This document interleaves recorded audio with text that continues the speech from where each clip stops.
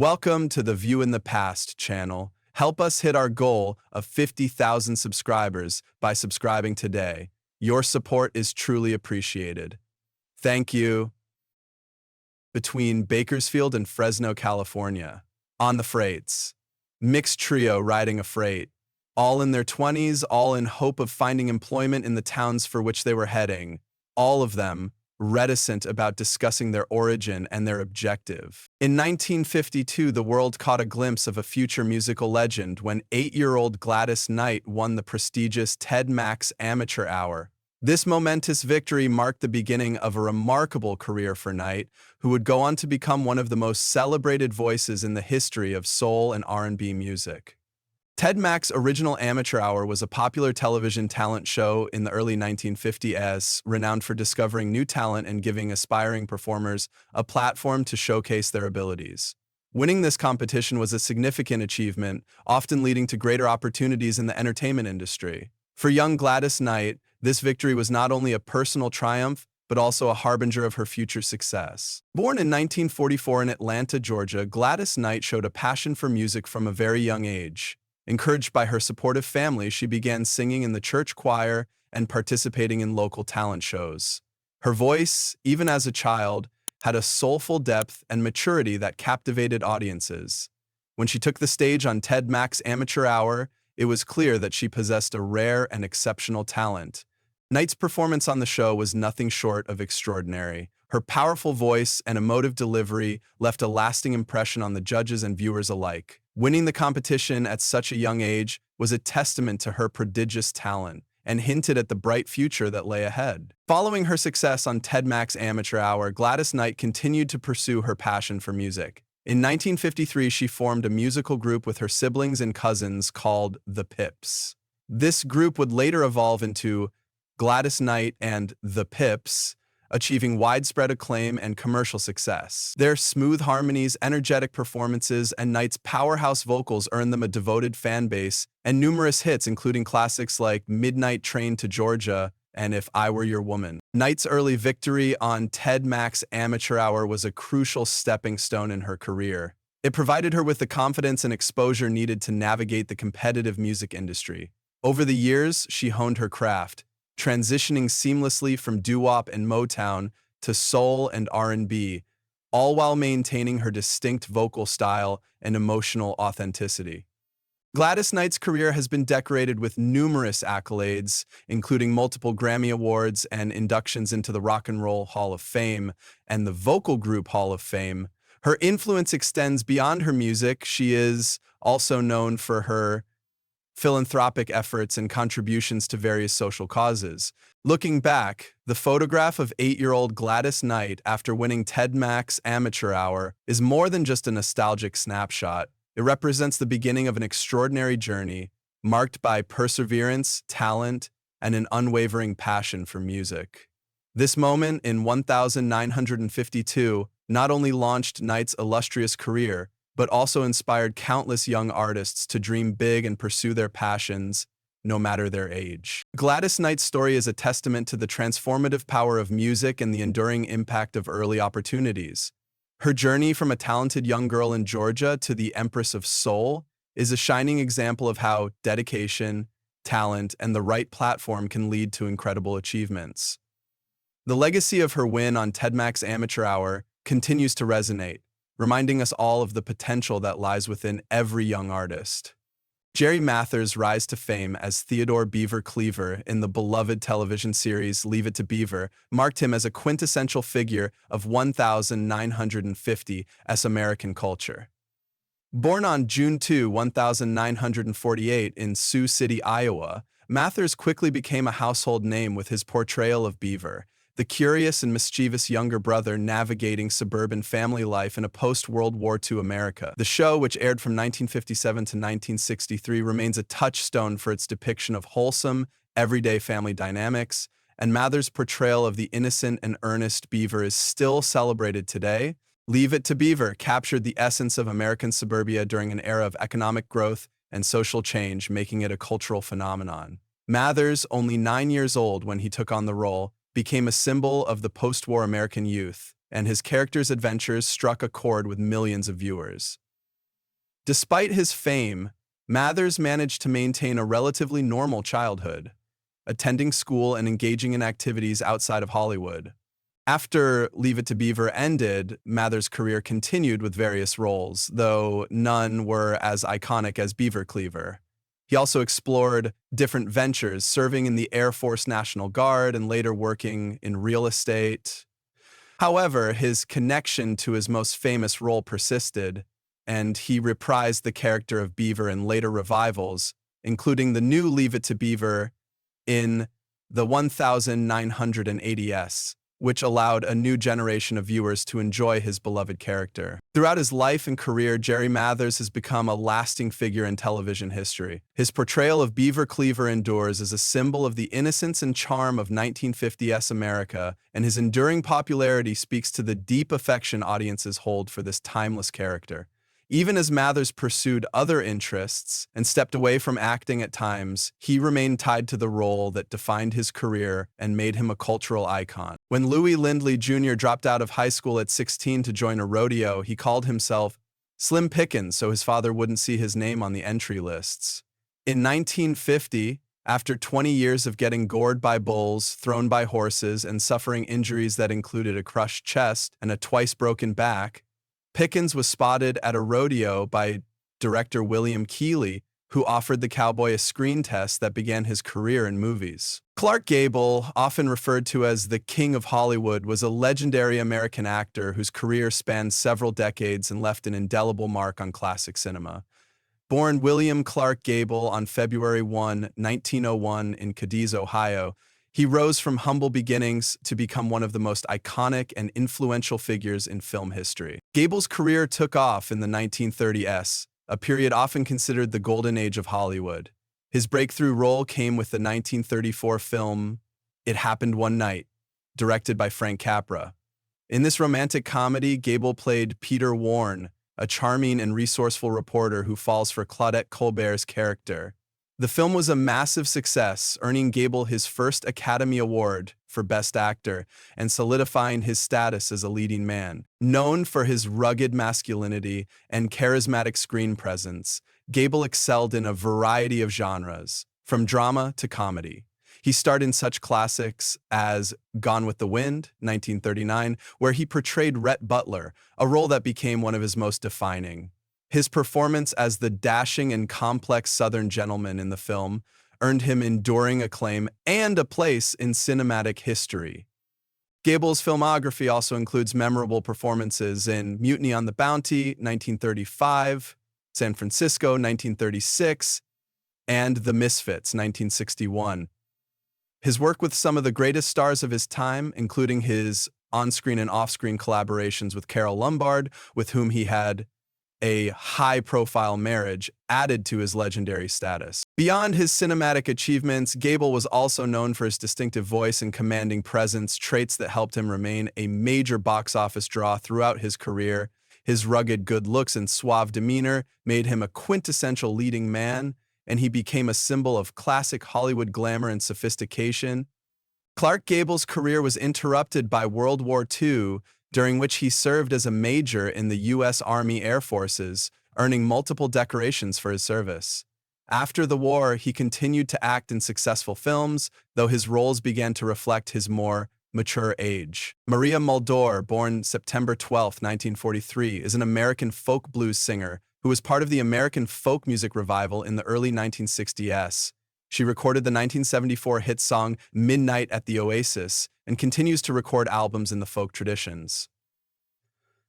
Muldaur was born Maria Grazia Rosa Domenica D'Amato in Greenwich Village, New York City, where she attended Hunter College High School. Muldaur began her career in the early 1960s as Maria D'Amato, performing with John Sebastian, David Grisman, and Stephen Grossman as a member of the Even Dozen Jug Band. She then joined Jim Kweskin and his jug band as a featured vocalist and occasional violinist. During this time, she was part of the Greenwich Village scene that included Bob Dylan, and some of her recollections of the period, particularly with respect to Dylan, appear in Martin Scorsese's 2005 documentary film, No Direction Home. She married fellow jug band member Jeff Muldaur, and after the Queskin outfit broke up, the two of them produced 2 albums. She began her solo career when their marriage ended in 1972, but retained her married name. Her first solo album, Maria Muldaur, released in 1973, contained her hit single Midnight at the Oasis, which reached number 6 on the Billboard Hot 100 in 1974. It also peaked at number 21 in the UK singles chart. Later that year, she released her second album, Waitress, in a Donut Shop.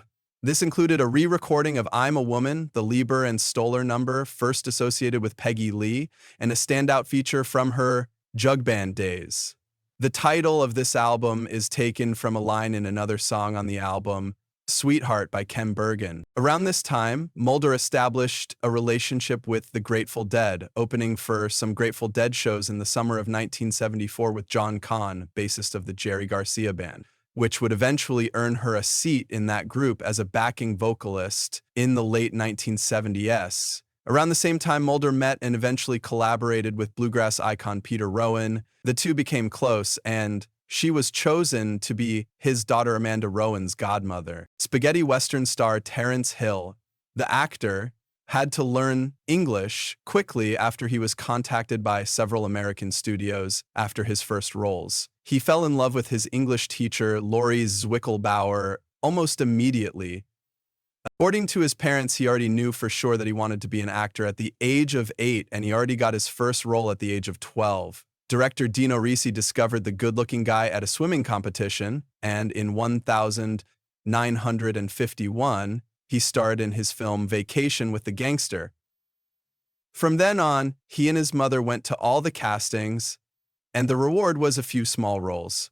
The castings, after graduation, he went to Rome, where he trained in the best acting schools and also studied classical literature at the university for 3 years. He got his first serious role at the age of 20 in the film Hannibal, in which his later inseparable partner Carlo Pedersoli also appeared, but they did not have a scene together. In 1962, still under its original name, it appeared in Luchino Visconti's war film The Panther, which won the grand prize at the Cannes Film Festival. Then, thanks to his language skills, German adventure films followed, and he founded his Wild West career in 4 highly successful Winneto films. He returned to Italy in 1967, where he got the lead role in the film Two Bitten by the Monkey. Frank Morris was born in Nashville, Tennessee in 1908. At the age of 6, he lost his right eye after hitting a tree branch while horseback riding, and at the age of 16, he lost his left eye during a boxing match. Morris was very frustrated with having to depend on others to help him get around. In November 1927, Morris's father read him an article by Dorothy Eustace, an American philanthropist living in Switzerland who operated a school that supplied dogs to the police and Red Cross. The article described schools in Germany that trained guide dogs for WWI veterans who had gone blind from mustard gas. Morris was inspired to write Eustace for help. Is what you say really true? If so, I want one of those dogs. And I am not alone. Thousands of blind like me abhor being dependent on others. Help me, and I will help them.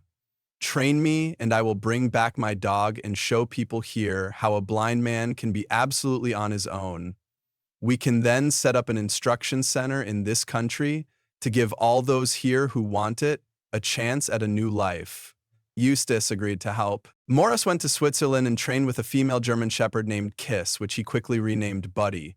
The training was hard, but after a few weeks, Morris was able to get around the Swiss village safely with Buddy's assistance. In June 1928, Frank returned to the U.S. with Buddy in New York City. He notified the media and demonstrated Buddy's abilities by crossing a busy New York street. According to Morris, Buddy, moved forward into the ear-splitting clangor, stopped, backed up, and started again. I lost all sense of direction and surrendered myself entirely to the dog. I shall never forget the next 3 minutes. 10 trucks rocketing past, cabs blowing their horns in our ears, drivers shouting at us. When we finally got to the other side and I realized what a really magnificent job she had done, I leaned over and gave Buddy a great big hug and told her what a good girl she was. Morris sent a one-word telegram to Eustace. Success! In January 1929, Morris and Eustace co-founded the first guide dog school in the U.S. called the Seeing Eye. It operated in Nashville for 2 years and then relocated to New Jersey because the weather was more suitable for training dogs. Between 1929 and 1956, Morris traveled throughout the U.S., spreading the word about the organization and the need for equal access laws for people with guide dogs. By 1956, every state in the U.S. had passed laws allowing blind people with guide dogs access to public spaces. Buddy died on May 23, 1938. Morris named her replacement Buddy, as he would all his subsequent Seeing Eye dogs. On April 29, 2005, a sculpture of Frank Morris and Buddy titled The Way to Independence was unveiled in Morristown, New Jersey. The collection of 21 photos capturing New York City in 1922, often referred to as Gatsby's Gilded Age, offers a mesmerizing glimpse into the opulence, glamour, and cultural vibrancy of the era. Against the backdrop of the Roaring Twenties, a time marked by unprecedented economic prosperity and social change, these photographs showcase the city in its full splendor. From the towering skyscrapers of Manhattan to the bustling streets of Harlem, each image tells a story of a city at the height of its power and influence. The architectural marvels of the time, such as the Woolworth Building and the Chrysler Building, stand as symbols of New York's ambition and modernity. Meanwhile, the thriving arts and entertainment scene, epitomized by the iconic theaters of Broadway and the jazz clubs of Harlem, reflect the city's cultural dynamism and diversity. Yet, beneath the surface of glitz and glamour, the photographs also hint at the social tensions and inequalities of the era. From the stark contrast between the opulent mansions of the Upper East Side and the crowded tenements of the Lower East Side, to the racial segregation evident in the neighborhoods of Harlem. As viewers immerse themselves in these images, they are transported back in time to an era of extravagance and excess where the promise of the American dream mingled with the shadows of uncertainty and unrest. A view of the intersection of Mulberry and Bayard on Manhattan's Lower East Side in 1902 provides a vivid snapshot of life in one of New York City's most densely populated and ethnically diverse neighborhoods at the turn of the 20th century. The Lower East Side, particularly the area around Mulberry and Bayard streets, was a bustling hub of immigrant life, teeming with the energy and activity of recent arrivals seeking new opportunities in America. In 1902, this intersection was situated at the heart of what was then known as Little Italy, a vibrant enclave predominantly populated by Italian immigrants. These immigrants had come to America seeking better economic prospects and were part of a larger wave of European migration that transformed the cultural and social landscape of New York City. The area was characterized by its crowded tenements, narrow streets, and a vibrant street life filled with peddlers, pushcarts, and children playing in the streets. The photograph would capture a scene rich in everyday activities: vendors selling fruits, vegetables, and household goods, women shopping and socializing, children playing and running errands, and men engaged in animated conversations. The buildings around the intersection were typically multi-story tenements with fire escapes crisscrossing their facades, laundry hanging from windows, and small businesses operating on the ground floors. These businesses included bakeries, butcher shops, cafes, and tailor shops, catering to the needs of the local community. Mulberry Street, in particular, was famous for its role in the life of Little Italy. It hosted vibrant festivals such as the Feast of San Gennaro, where the streets would be adorned with lights and decorations, and residents would celebrate with music, food, and religious processions. Bayard Street intersected with this lively thoroughfare, contributing to the area's dynamic character with its own mix of residential and commercial activity. The broader context of the Lower East Side in 1902 was one of transformation and adaptation. Immigrants from various backgrounds, Italian, Jewish, Irish, German, and Chinese, among others, lived in close quarters, each bringing their distinct cultural traditions and practices. This intersection, like many others in the area, was a microcosm of the immigrant experience, reflecting both the challenges of urban life and the resilience and resourcefulness of its residents. Photographs and accounts from this period provide invaluable insights into the daily lives of these early 20th century New Yorkers. They highlight the struggles with overcrowding, poverty, and sanitation, but also the rich community life, mutual support networks, and cultural vibrancy that define the neighborhood. The Lower East Side was a crucible of American urban culture, where the dreams and labor of immigrants laid the foundation for future generations. At 106 years young, Violet Hensley is a living legend, weaving together the rich traditions of country music, fiddle-making, and storytelling. Known affectionately as the Whittling Fiddler and the Stradivarius of the Ozarks, Violet's remarkable life serves as a bridge to a bygone era of American music and craftsmanship. Born on October 21, 1916, to George Washington Brumley and Nora Springer Brumley in Arkansas, she remains a vibrant thread in the tapestry of country music's history. Violet's journey began as a child watching her father craft his first fiddle in 1888 using simple hand tools. By observing and learning from him, she mastered the art of fiddle making, a skill that would define her life's work. Married at the age of 18, Violet raised 9 children but never let go of her passion for whittling fiddles. Her creations are not just musical instruments, they are masterpieces of craftsmanship and echoes of history. A fiddle made by Violet Hensley is a treasure, imbued with the love and tradition she pours into each piece. Though Violet had long been a master of her craft, it wasn't until later in life that she gained fame as a performer. Her first album, Old Time Fiddle Tunes, was released in 1974, followed by The Whittling Fiddler and Family in 1983 and Family Treasures in 2004. Each album is a celebration of her skill, featuring the kind of traditional music that stirs the soul and preserves the spirit of the Ozarks. And Violet's talent and charisma earned her appearances on beloved television shows, including The Beverly Hillbillies in 1969, The Art Linkletter Show in 1970, Captain Kangaroo in 1977, and Live with Regis and Kathy Lee in 1992. Her charm captivated audiences across generations, and her story has been chronicled in National Geographic and other prestigious publications. Proving that age is just a number, Violet made her debut at the Grand Ole Opry at the age of 99 on August 6, 2016. This milestone cemented her place in the pantheon of country music's greats, celebrating her lifelong contributions to the genre.